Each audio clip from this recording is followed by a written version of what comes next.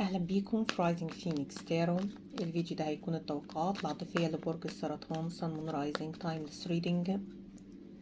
أتمنى طاقتكم توصل لي والقراءة تنطبق على أكبر عدد منكم. القراءة بتسري على الرجال والنساء وبتنطبق قراءة عكسية. خدوا من القراءة اللي بينطبق على حياتكم وسيبوا الباقي. برج السرطان، في حد تعبان من غيركم، في حد حاسس اني فقد السكينة الطمأنينة وحاول يدور عليكم في ناس تانيين بس تاه ملقاش. يمكن حتى من بعديكم حاول كتير او حتى وانتم معاه حاول كتير، كان زي ما يكون حاسس ان بيدور على حاجة تايهة، وبعد يمكن بقى في بعد او بقى في فتور او خسركم بالكامل او حتى طلاق. حس ان هو كان بيملك كل حاجة في الدنيا واغلى حاجة في الدنيا، وهو اللي وصل نفسه للمرحلة دي. ففي شخص زي ما يكون بيعاتب نفسه.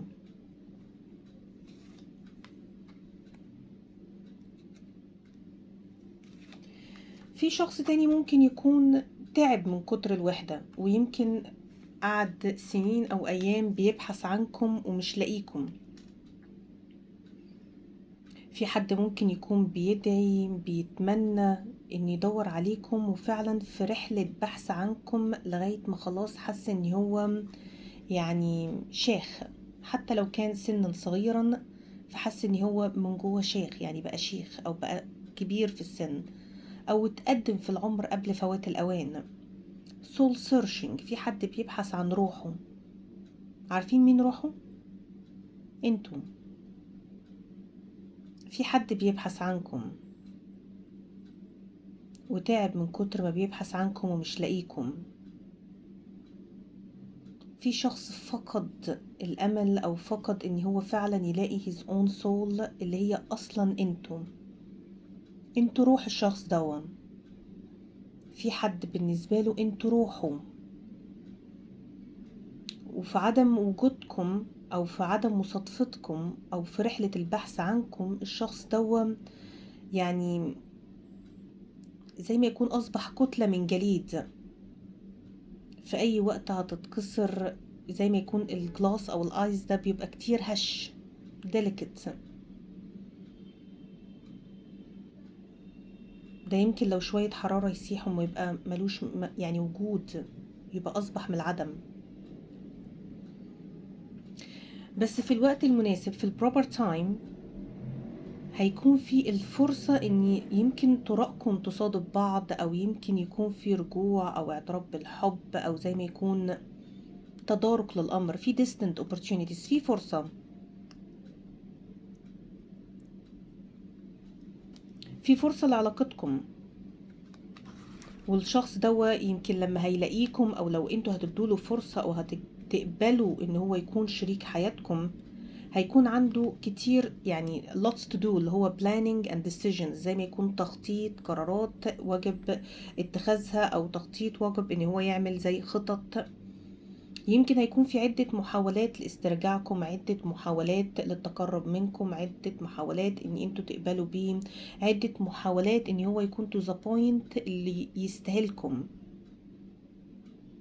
بس في امور محتاجة صبر، محتاجة حكمة، محتاجة وعي، مش محتاجة استعجال، مش محتاجة تهور. انتوا الاتنين زي ما يكون تعبانين، بس يمكن في وقت من الاوقات الشخص ده حكم عليكم بالموت. كنت انتوا متعلقين ببعض او بتموتوا ببعض، ويمكن حصل خصام انفصال او بعد، ودوا نزع روحك منه ونزع روحه منه. بس انتي زي ما يكون يعني كانت واخداها مرحلة ترانزيشن او مرحلة كنت شايفة انك مش هتقدري تقومي منها، بس قمتي. بس برضو في حاجة مطفية جواكي، مهما كان قدرتوا تقفوا على رجليكم بس في حاجة مطفية. انتوا قدرتوا لكن هو مش قادر يقف على رجله. فانتم زي ما يكون بطريقة او باخرى بوسيس باور او سترينث او قوة بداخلكم هو مش بيحملها.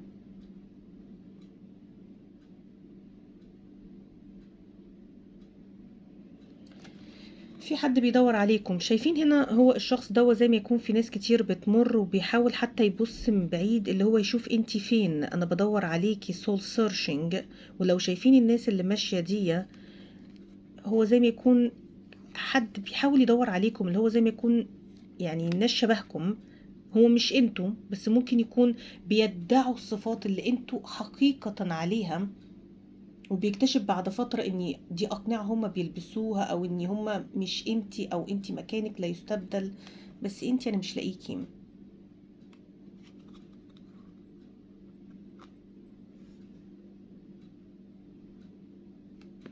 هل الشخص ده كنتوا مع بعض في علاقة وحصل زي ما قلت انفصال، بعد، او يعني بقى حد عليكم، او الناس دخلت في العلاقة وفرقت ما بينكم، او حصل طلاق، او الشخص ده كان في وقت من الاوقات متهور او بياخد قرارات غلط، او مش شايف الحقيقة في الوقت اللي كان فيه المفروض يشوف ان هو بيملك اغلى واجمل حاجة في الدنيا.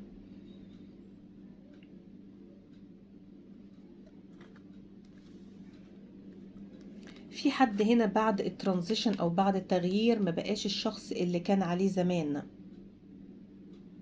في حاجات انتوا جيتوا في وقت معين وقلتوا انا لازم اشتغل على نفسي، لازم اخد قرارات صارمة، لازم ان يكون عندي بلانز، عندي خطط، لازم ابص لمستقبلي. لو حياتي مشيتش في الحب فلازم ما تقفش كليا، لازم على الاقل تبقى يمكن كارير وايز، يمكن في صحتكم، اللي هو ما ينفعش افقد كل حاجة.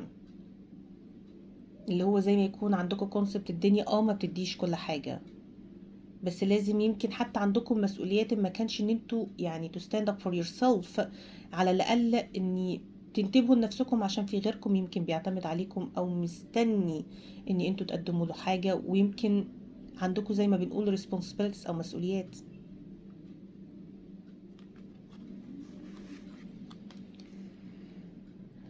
بس انتوا اللي حبكم زي ما يكون بيبقى deep rooted، او بيبقى زي ما يكون جذور الحب الخاصة بيكم بتبقى صعب اقتلاعها او صعب نزعها.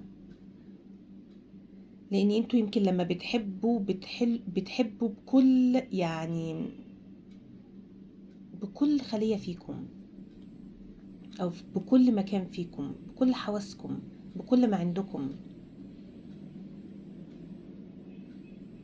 ويمكن في كتير منكم بيقبل بأقل ما يمكن، ومش بيتطلع يمكن يعني للفانسي لايف، او زي ما بيقول كده ان هو يبقى يعيش بروسبرس لايف، او حياة فيها مظاهر. هو يعني بيت، ولو حتى أوضة وصالة، بس تشملني وتشملك. يعني انا هرضى بقليلي بس نكون مع بعض. مش لازم يبقى في مكان فانسي، مش لازم يكون الفurniture فانسي and so on. في حاجة فيها العلاقة دي هتتعرض لري evaluation، ومع ري evaluation يعني it will evolve again، او إعادة إحيائها من جديد، وجاي بعديها بالace of wands، لأن الحب ده ما يتنسيش،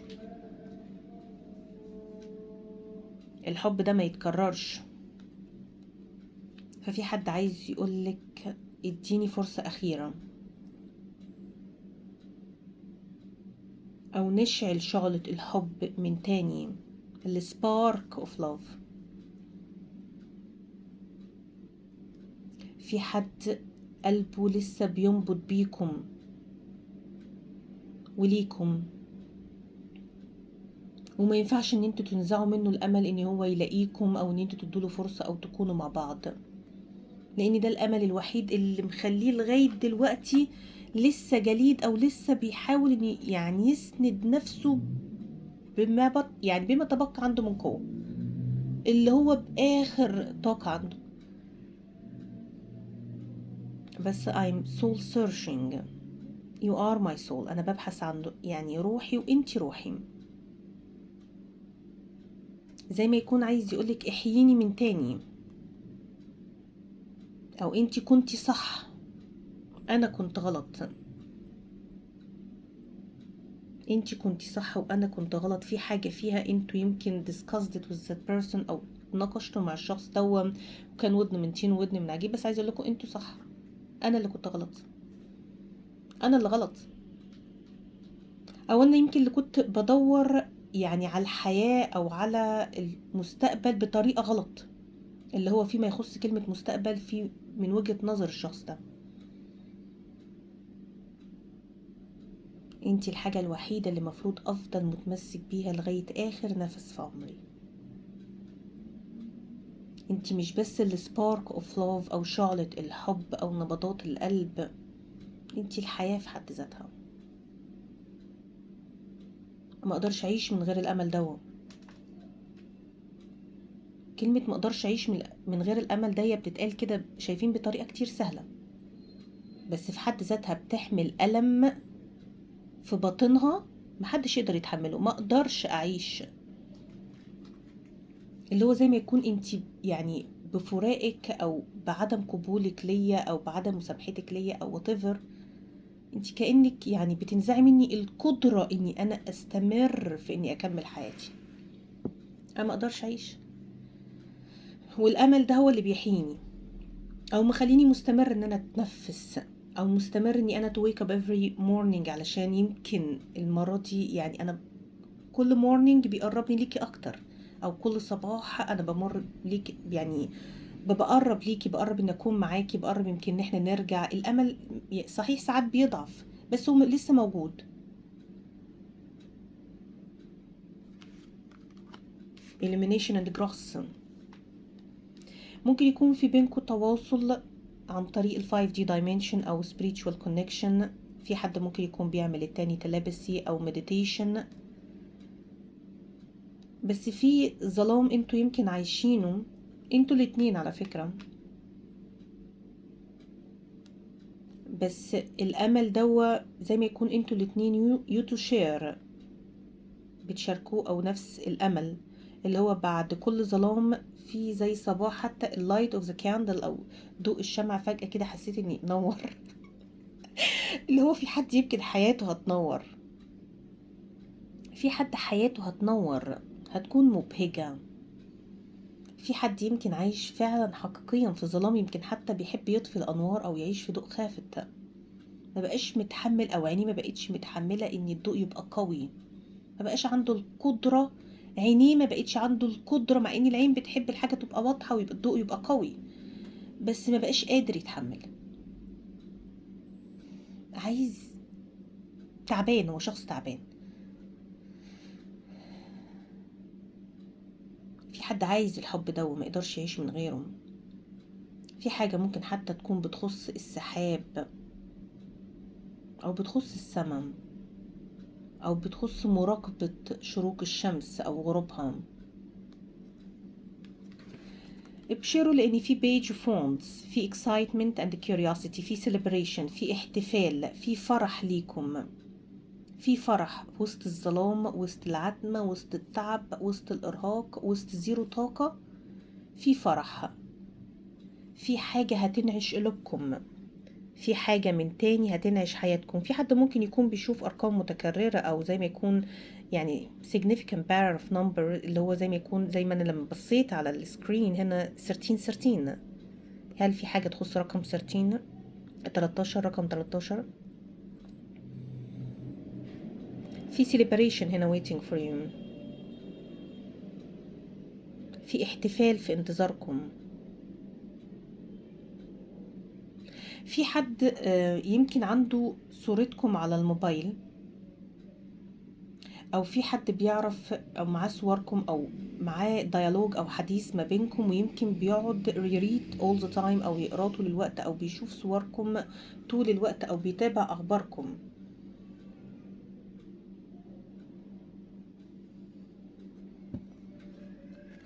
الشخص ده ممكن يكون dumped you، او زي ما يكون يعني ترككم في nowhere في عز حبكم ليه. ممكن يكون حاولتوا مليون مرة ان هو يبادلكم نفس الحب بس ما كانش فيه امل. لا، وممكن يكون الشخص ده زي ما انتم بتدوروا عليه هو كمان بيدور عليكم، زي ما انتم ما بتحسوا بيه هو كمان حاسس بيكم، زي ما انتم ما بتقولوا انت فين هو كمان بيقولك انت فين. ما زلت الشخص الوحيد الذي اريده. يعني في حد فعلا ممكن يكون اخد قرارات غلط بشأن العلاقة، ويعني he wake up to the truth finally. انت الشخص الوحيد الذي اريده. soul searching، انت روحي او انت روحي او انت روحي. ما زلت وستزال الشخص الوحيد الذي اريده.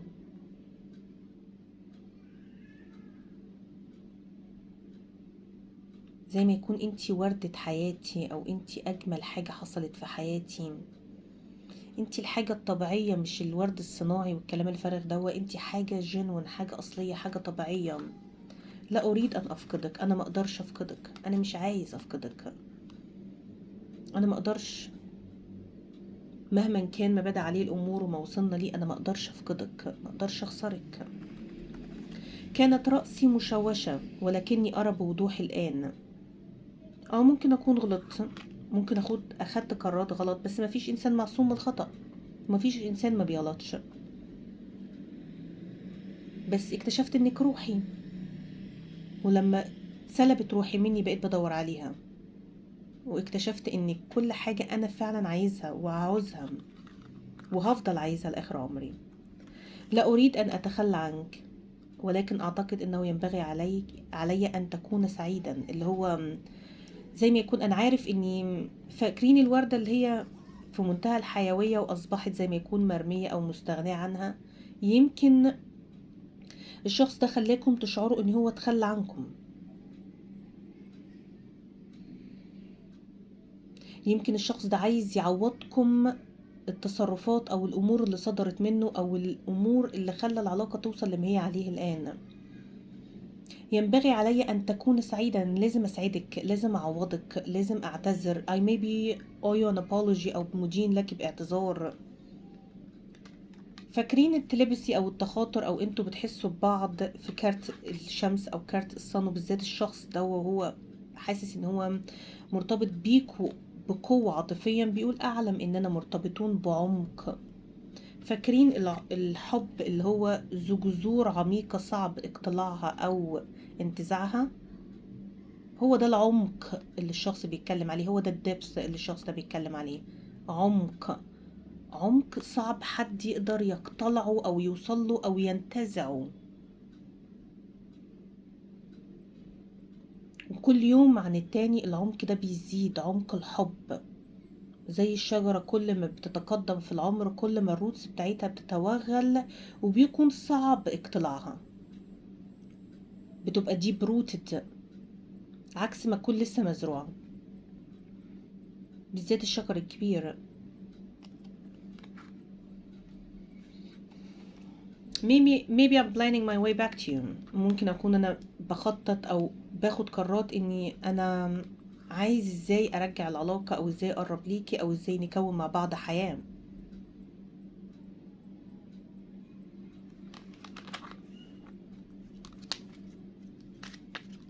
بس لازم يكون بينا فرصة في الوقت المناسب، لازم our roads must intersect again. لازم نصادف بعض من تاني. الشخص ده ممكن يكون كان بينكم علاقة حب تواصل وأصبح يعني في اختفاء. I'm terrified of you rejecting me. هو ما قالش I'm scared. terrified is much more stronger. I'm terrified اللي هو أنا مرعوب، أنا مش خايف، مرعوب. فرق بين الخايف ومرعوب. أنا مرعوب من رفضك ليا، مرعوب. I pretended not to love you but I did and I still do. أنا يعني خليتك توصلي الفكرة إنك مش مهمة في حياتي أو مش أولوية في حياتي، لكن أنا كنت متيم بيكي عشقا وما زلت متيم بيكي وهفضل مستمر في إني أتيم بيكي عشقا. My biggest regret is letting you go. أنا ممكن أكون غلطت كتير في حياتي وارتكبت أمور I'm not so proud of، بس الندم الوحيد اللي مش قادر أتخلص منه ومازال بيلاحقني هو إني أنا يمكن خسرتك أو سبتك تمشي أو بقيت حد عليكي. my biggest regret. biggest اللي هو عارفين اللي هي الcomparative way بقى، اللي هو أكبر ندم مفيش بعدين. مفيش ندم يعني بيتخطى أو سرباس الندم ده. my biggest regret. I'm afraid to contact you. هو عايز يتواصل معاكم أو عايز يكلمكم أو عايز يبقى فيه connection أو لقاء، زي ما قلت لكم بيخطط، بس I am terrified of you rejecting me. I'm going through a spiritual awakening. ابتديت أفوق، ابتديت أكتشف حاجات صحيح متأخر، بس أنا وإنتي مرتبطين بعمق. اكتشفت إني أنا وإنتي مرتبطين بعمق. اكتشفت إنك مكانك لا يستبدل ولا يعوض. اكتشفت إني مهما الناس حاولوا إنه يملئوا فراغك أو مكانك مش هيعرفهم، مش هيكون عندهم الكابابيلتي إن هم يكونوا محتلين ولو حتى 10 مكانك مهما انكسر عددهم. الأبراج اللي موجودة معانا: برج أسد، قوس، حمل، دلو، جوزاء، ميزان، برج العذراء، برج ثور، جدي، عذراء، برج العقرب، حوت، عقرب، سرطان. واشوفكم في قراءة جديدة. باي باي.